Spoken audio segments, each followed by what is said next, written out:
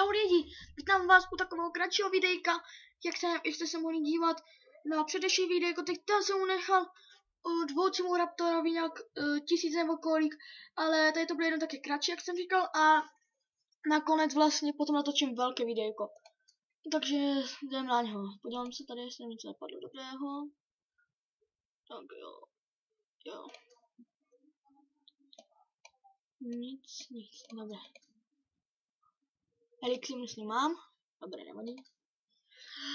A držíme palce, lidičky. Tak já to stopnu, ať to nevidíte. A uvidíme, takže... Už jsem tu.